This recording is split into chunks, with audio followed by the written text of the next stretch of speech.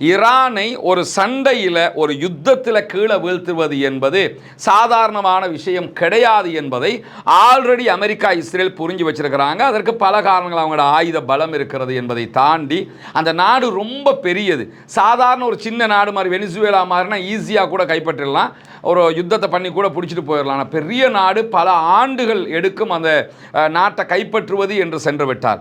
அதை விட ஈஸியாக என்ன பண்ணலாம்னா உள்நாட்டுக்குள்ள மக்களுக்குள்ள ஒரு கிளர்ச்சியை உண்டாக்கி அரசாங்கத்துக்கு எதிரான ஆர்ப்பாட்டம் போராட்டத்தை தூண்டி விட்டு அதனால் ஆட்சியை கவிழ்த்துட்டாங்கன்னா அவங்களுக்கு ஏற்ற மாதிரி ஒரு பொம்மை கவர்மெண்ட் வந்துருச்சுன்னா எந்த பிரச்சனையும் இருக்காது என்பதால் தான் இந்த நிலையில தான் ஈரானுடைய பாதுகாப்பு படைகள் ஈரானுக்குள்ள மொசாடுடைய ஏஜென்ட்டுகளை பல இடங்களில் கைது செய்திருக்கிறோம் என்கிற ஒரு அதிர்ச்சிகரமான செய்தியை வெளியிட்டிருக்கிறார்கள்.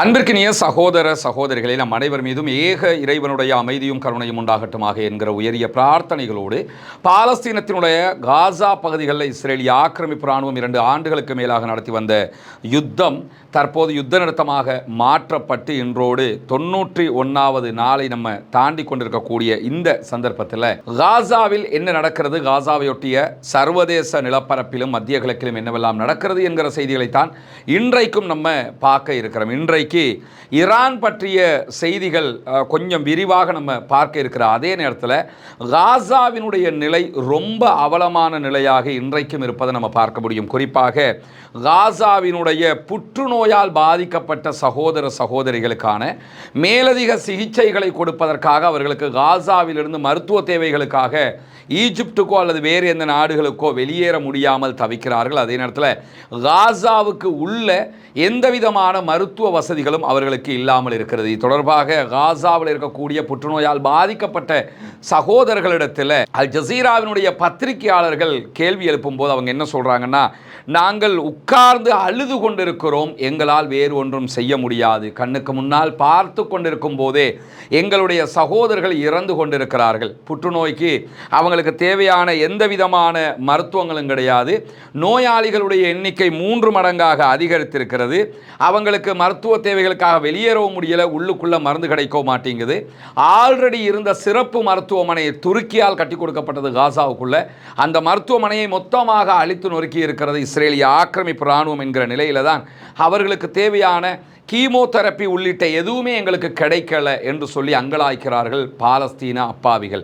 ஒருபுறம் யுத்தத்தினால் அவர்கள் பட்ட துயரங்கள் சொல்ல முடியாத அளவுக்கு நடந்து முடிந்து விட்டது. அதற்கு பிறகு மழை வெள்ளம் என்று ஒவ்வொரு நாளும் அவர்கள் பட்ட துயரங்கள் சாதாரணமானதல்ல. தற்போது நோயினால் பாதிக்கப்பட்டவர்களுக்கு மருத்துவ வசதிகள் இல்லாமல் தினம்தோறும் மரணமடைந்து கொண்டிருக்கிறார்கள் என்கிற கவலைக்குரிய செய்திகள் வெளியாகி இருக்கிறது. எனவே இதுவெல்லாம் பார்க்கும்போது காசாவினுடைய மக்களுக்காக நம்மால் துவா மாத்திரம்தான் செய்ய முடியும். எனவே அந்த மக்களுக்காக தொடர்ந்தும் பிரார்த்தனை செய்யுங்கள் என்கிற கோரிக்கைகளோடு, நமக்கெல்லாம் தெரியும் ஈரானுக்குள்ள ஒரு எக்கானமிக் கிரைசிஸ் ஏற்பட்டு பொருளாதார நெருக்கடி நிலை ஏற்பட்டு அதனால் மக்கள் போராட்டங்களை நடத்தி கொண்டிருக்கிறார்கள். ஈரானுடைய நிலையை எடுத்துக்கிட்டோம்னா, நம்ம நாட்டிலேயே கடந்த சில ஆண்டுகளுக்கு முன்பதாக கோட்டாபே ராஜபக்ஷ ஜனாதிபதியாக இருக்கும்போது பொருளாதார நெருக்கடி வந்தது, மக்கள் வீதிகளுக்கு இறங்கினார்கள், மிகப்பெரிய ஒரு அறகலைய போராட்டம் நடைபெற்று கோட்டா வெளியேற்றப்பட்டார். பிறகு IMFல கடன் எடுத்து ஓரளவுக்கு நாடு மீண்டும் மேலே எழும்பி வரக்கூடிய சூழலை நம்ம பார்க்க முடியும். ஈரானை பொறுத்தவரையில் அவங்க IMF எல்லாம் போய் கடன் எடுக்க வேண்டிய தேவையே கிடையாது. இயற்கையாக என்ன காரணம்னு கேட்டால், அவர்களுடைய நாட்டிலேயே உச்சகட்டமாக எண்ணெய் வளம் இருக்கிறது, பெட்ரோலியம் இருக்கிறது. ஆனால் அந்த பெட்ரோலிய பொருட்களை, பெட்ரோல், டீசல், எரிவாயு எதுவாக இருந்தாலும் எதையுமே அவங்களுக்கு லீகலாக வெளிப்படையாக பல நாடுகளுக்கு விற்பனை செய்ய முடியாமல் இருக்கிறது. ரஷ்யாவுக்கு விற்கிறாங்க, இந்தியாவுக்கு கொடுக்குறாங்க, இன்னும் சில நாடுகளுக்கு விற்பனை பண்ணுறாங்க. ஆனால் அவர்கள் விற்கக்கூடிய எல்லா பெட்ரோல்களுக்கும் எல்லா எரிபொருட்களுக்கும் எதிராக அமெரிக்கா திரண்டு நின்று கொண்டிருக்கிறது. குறிப்பாக அமெரிக்காவுடைய அதிபராக டொனால்ட் ட்ரம்ப் பதவியேற்ற நேரங்களிலேயே, ஏற்கனவே அமெரிக்க அதிபராக டொனால்ட் ட்ரம்ப் முதல் தடவை பதவி வகிக்கும் போதே ஈரானுக்கு எதிராக பல தடைகளை கொண்டு வந்தார். அதற்கு முன்பதாக ஜோர்ஜ் W. புஷ் காலத்தில் இருந்து ஒபாமா வரைக்கும் அத்தனை பேருமே பல தடைகளையும் கொண்டு வந்து கொண்டே வந்தார்கள். பொருளாதார பொருளாதார தடையால் சிக்கி திணறி கொண்டே இருந்தது ஈரான். இந்த நிலையில் பல ஆர்ப்பாட்டங்கள் போராட்டங்கள் இதற்கு முன்பதாகவும் ஈரானுக்குள்ள நடைபெற்றிருக்கிறது. இதையெல்லாம் தாண்டித்தான் தற்போதைய போராட்டங்கள் நடைபெற்று வருகிறது. நமக்கு தெரியும், காசா யுத்தத்துக்கு நடுவில் ஈரானோடு இஸ்ரேல் ஒரு 12 நாள் வார் பண்ணினாங்க. அதில் இஸ்ரேல் பின்வாங்கியது.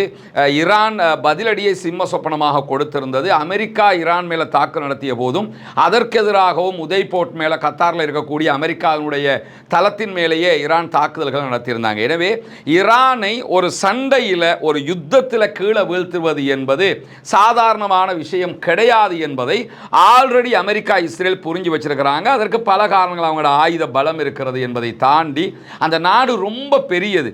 சாதாரண ஒரு சின்ன நாடு மாதிரி வெனிசுவேலா மாதிரினா ஈஸியாக கூட கைப்பற்றிடலாம், ஒரு யுத்தத்தை பண்ணி கூட பிடிச்சிட்டு போயிடலாம். பெரிய நாடு, பல ஆண்டுகள் எடுக்கும் அந்த நாட்டை கைப்பற்றுவது என்று சென்று விட்டார்.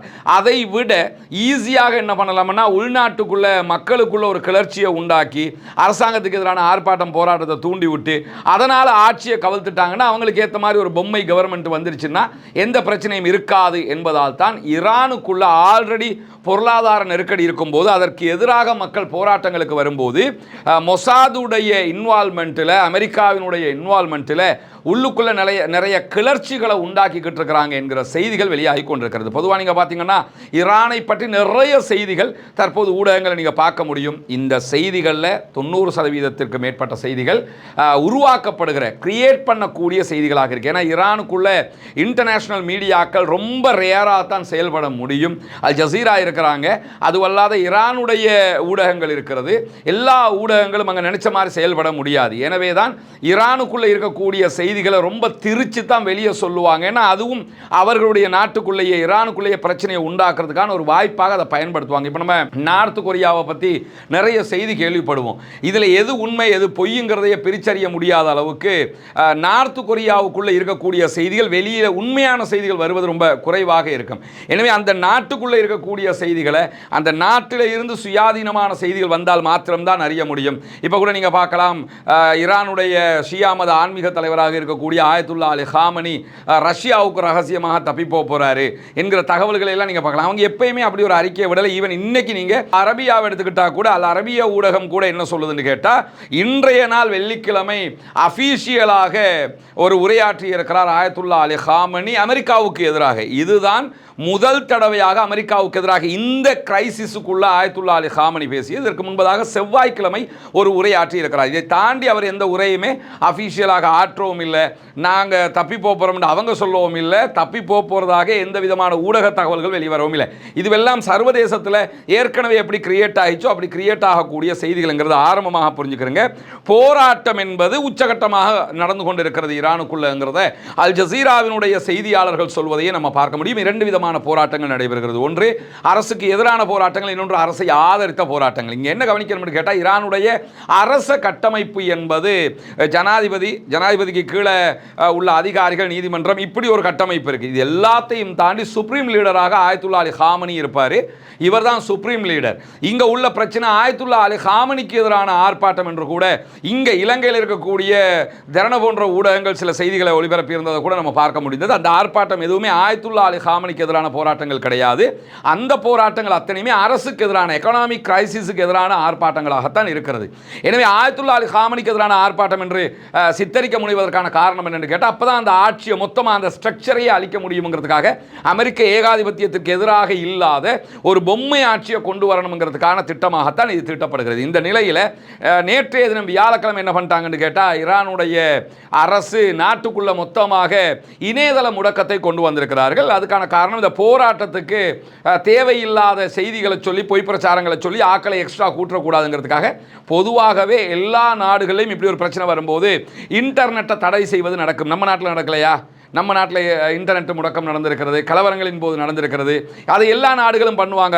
அந்த சிச்சுவேஷனை எப்படி ஆஃப் பண்ணுறதுங்கிறதுக்காக தான் அந்த வேலையை பண்ணுவாங்க. அந்த வேலையை தற்போது ஈரான் பண்ணியிருக்கிறாங்க. அதே நேரத்தில் ஈரானில் சில பகுதிகளில், முக்கியமான பகுதிகளில் பவர் கட் ஆகி இருக்குது, எலக்ட்ரிக் கட் பண்ணியிருக்கிறாங்க.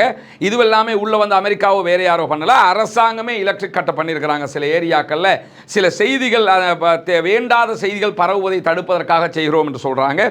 உள்நாட்டிலிருந்து வெளிநாடுகளுக்கு எந்த விமானங்களும் போக்குவரத்து நிறுத்தப்பட்டிருக்கு. அதே போன்று வெளிநாட்டு விமானங்கள் உள்நாட்டுக்குள்ள வர்றதும் போக்குவரத்து மொத்தமாக நிறுத்தப்பட்டிருக்கு. இதெல்லாம் வியாழக்கிழமையே அவங்க முடிவெடுத்துட்டாங்க, வெள்ளி இன்றைய தினம். அதே போன்று அடுத்தடுத்த நாட்களையும் அடுத்தடுத்த வேலைகளை செய்வார்கள் என்பதை எதிர்பார்க்க முடிகிறது. இதே நேரத்தில் ஈரானுடைய தெஹரான் டைம்ஸாக இருக்கலாம், பிரஸ் டிவியாக இருக்கலாம், இர்னாவாக இருக்கலாம், ஈரான்ல இருந்து செயல்படக்கூடிய ஊடகங்கள் பல செய்திகளை வெளியே சொல்லிக் கொண்டிருக்கிறது. இதை தாண்டி அமெரிக்க அதிபர் டொனால்ட் ட்ரம்ப் ஈரானுக்குள்ள போராட்டம் நடத்தக்கூடியவங்க மேலே ஈரான் தாக்குதல்களை நடத்தினால் நாங்கள் ஈரானுக்குள்ள தாக்குதல்களை நடத்த வேண்டி வரும் என்றெல்லாம் சொல்லியிருக்கிறாரு. ஈரானுக்குள்ள நீங்கள் தாக்குதல் நடத்தினா நாங்கள் முன்கூட்டிய தாக்குதல்கள் கூட நடத்துவோம்னு ஈரானும் பதிலடி கொடுத்துருக்காங்க. அதாவது இது எங்கள் உள்நாட்டு பிரச்சனை, உள்நாட்டு பிரச்சனைக்குள்ள நீங்கள் வந்தீங்கன்னு சொல்லி சொன்னால் உங்களுக்கு எதிராக நாங்கள் தாக்குதல்களை நடத்துவோம் என்று அந்த தயார் நிலையிலும் நாங்கள் இருக்கிறோம்னு சொல்லியிருக்கிறாங்க. இதற்கிடையில தான் அமெரிக்க அதிபர் இந்த மாதிரி எல்லாம் பேசிக்கிட்டு இருக்கும்போது ஈரானுடைய முடிக்குரிய இளவரசர் என்று தன்னைத்தானே சொல்லிக் கொண்டிருக்கக்கூடிய ரெசா பஹ்லவி என்ன பண்றாருன்னு கேட்டா, ஆர்ப்பாட்டங்களுக்கு நான் துணையாக இருப்பேன், நான் தான் ஈரானுடைய முடிக்குரிய இளவரசன் என்று சொல்லியிருக்கிறார். ஏன்னா இந்த ரெசா பஹ்லவி யாருன்னு கேட்டால் 1979 ஷாக வெளியேற்றினாங்களா இல்லையா, ஈரான்ல இருந்து அமெரிக்காவுக்கு ஆதரவாக இருந்த ஒரு கொத்தடிமையாக இருந்தவர் தான் ஷா. ஷாக வெளியேற்றிட்டு தான் ஈரானுடைய புரட்சி வெடித்தது. இப்போ இருக்கக்கூடிய இந்த அரச கட்டமைப்பே உருவாகியது ஈரானில். அப்போதான் அந்த புரட்சியின் போது அடித்து விரட்டப்பட்ட, நாட்டில் இருந்து துரத்தி அடிக்கப்பட்ட, நாட்டிலிருந்து ஆட்சி கவிழ்க்கப்பட்ட ஷாகினுடைய அந்த பேரப்புள்ள அந்த வழியில் வரக்கூடியவர் தான் அந்த ரெசா பஹ்லவி. இவர் தன்னை ஈரானுடைய முடிக்குரிய இளவரசர்னு சொல்லிக்கிட்டு இருக்கிறாரு. நான் தயாராக இருக்கிறேன் ஆட்சியை கையில் எடுக்கிறதுக்கு என்றெல்லாம் இவர் போட்டிருந்தார். அந்த நேரத்தில் தெளிவாக டொனால்ட் ட்ரம்ப் போன்ற என்ன சொல்லிட்டாருன்னு கேட்டால், ஆட்சி மாற்றம் என்று ஈரானுக்குள்ள வந்தது என்று சொன்னா நாங்க திரும்பவும் அதாவது பரம்பரை ஆட்சியை கொண்டு வருவதற்கு விரும்பவில்லை, ஜனநாயக ஆட்சியை தான் கொண்டு வர விரும்புகிறோம் என்கிற ஒரு வார்த்தையும் சொல்லியிருக்கிறார். இது ட்ரம்பை நம்பி அவர் அப்படித்தான் செய்வார், அது வந்துட போகுது ஆட்சி மாற்றம் என்றதுக்காக நான் சொல்லலை. ட்ரம்ப் இப்படி சொன்னாரு, ரெசா பஹ்லவி இப்படி சொன்னாரு. ரெசா பஹ்லவிக்கு ட்ரம்ப் திரும்பவும் என்ன பண்ணியிருக்கிறார் கேட்டால், நீங்க நினைச்சதெல்லாம் அங்கே நடக்காதுன்னு இருக்கிறார். இதே வார்த்தையை தான் வெனிசுவேலாவினுடைய எதிர்க்கட்சி தலைவருக்கும் ட்ரம்ப் சொல்லியிருக்கிறார். என்னன்னு கேட்டால், நீங்க தகுதி கிடையாது, உங்களுக்கு ஆட்சியெல்லாம் ஒப்படைக்க முடிகிற அளவுக்கு நீங்க ஆள் கிடையாதுன்றதெல்லாம் சொல்லியிருக்கிறார். இந்த நிலையில தான் ஈரானுடைய பாதுகாப்பு படைகள் ஈரானுக்குள்ள மொசாடுடைய ஏஜென்ட்டுகளை பல இடங்களில் கைது செய்திருக்கிறோம் என்கிற ஒரு அதிர்ச்சிகரமான செய்தியை வெளியிட்டிருக்கிறார்கள். இந்த மொசாடுடைய ஏஜென்ட்டுகள் அத்தனை பேருமே ஈரானுக்குள்ள நிறைய பிரச்சனைகளை உண்டாக்குறாங்க. இந்த கலவரங்களை தூண்டுகிறவர்கள் அவர்கள் தாண்டி ஆயுதங்களோட அவங்களை கைப்பற்றி இருப்பதாக கைது செய்வதாக சொல்லியிருக்கிறார்கள். யுத்தம் நடத்தி இவங்களை அழிக்க முடியல, இவங்களை ஆட்சியை கவிழ்க்க முடியல, மக்கள் எழுச்சி ஒன்றை உண்டாக்கி நம்ம அப்படி பண்ணிடுவோம்ங்கிறதுக்காக இந்த வேலையை செய்ய பார்க்குறாங்க என்று சொல்லக்கூடிய ஐஆர்ஜிசி மேலதிகமாக என்ன சொல்றாங்கன்னு கேட்டா, தெஹரான்ல ஆர்ப்பாட்டம் நடப்பது உண்மை, ஈரான்ல ஆர்ப்பாட்டம் நடப்பது உண்மை, அதையெல்லாம் நாங்கள் மறுக்கல. ஆனால் அந்த ஆர்ப்பாட்டத்தை பெரிய அளவில் காண்பிப்பதற்காக ஏஐ பயன்படுத்தப்பட்டு, ஆர்டிஃபிஷியல் இன்டெலிஜென்ஸ் பயன்படுத்தப்பட்டு பெரும் திரளாக லட்சக்கணக்கில் மக்கள் திரள்ற மாதிரியான போட்டோக்களும் வீடியோக்களும் உருவாக்கப்பட்டு பரப்பப்படுகிறது. இப்படியான வேலைகளில் ஈரானுக்குள்ளே இருந்தே ஒர்க் பண்ணின 40 பேரை கைது பண்ணியிருக்கிறோம்னு சொல்றாங்க. மசூத் பெசக்ஷியனுடைய ஆட்சியை கவிழ்க்கிறது அவங்க நோக்கம்னு நினைச்சிடாதீங்க. மசூத் பெசக்ஷியன் உள்ளிட்ட ஈரானுடைய அந்த ஸ்ட்ரக்சரையே உடைக்கணும். எப்படி ஈராக்கில் ஸ்ட்ரக்சரையை உடைச்சாங்களோ, ஆப்கானில் உடைச்சாங்களோ, புதிய ஒரு கட்டமைப்பை கொண்டு வந்து பொம்மை மாதிரி ஒரு ஆட்சியை கொண்டு வந்துட்டா அவங்களால இதுக்கு பிறகு இஸ்ரேலுக்கு எதிராக எவனும் தாக்குதல் நடத்த போகிறதும் இல்லை, ஈரான் இஸ்ரேலுக்கு எதிரான ஒரு த்ரெட்டனாக இருக்க போகிறதும் இல்லை, ஈரானில் இருந்து ஹிஸ்புல்லாக்களுக்கு எதுவுமே கிடைக்காது. அதே நேரத்தில் பாலஸ்தீன விடுதலை அமைப்புக்கும் சப்போர்ட் பண்ணுறதுக்கு யாருமே இல்லாமல் போயிடுவாங்க. டோட்டல் பிரச்சனையை முடிச்சிடலாம்ங்கிறதுக்காகத்தான் இந்த வேலை பார்க்கனா. ஹவுத்திகள் இருக்கிறாங்க யமனில், அவங்களுக்கும் எந்த உதவியும் கிடைக்காம போயிடும். எனவே யமனில் இருக்கக்கூடிய ஹவுத்திகளை சைலண்ட் பண்ணிடலாம், ஹிஸ்புல்லாக்களை சைலண்ட் பண்ணலாம், ஈராக்ல இருக்கக்கூடிய சில குழுக்களை சைலண்ட் பண்ணிடலாம்.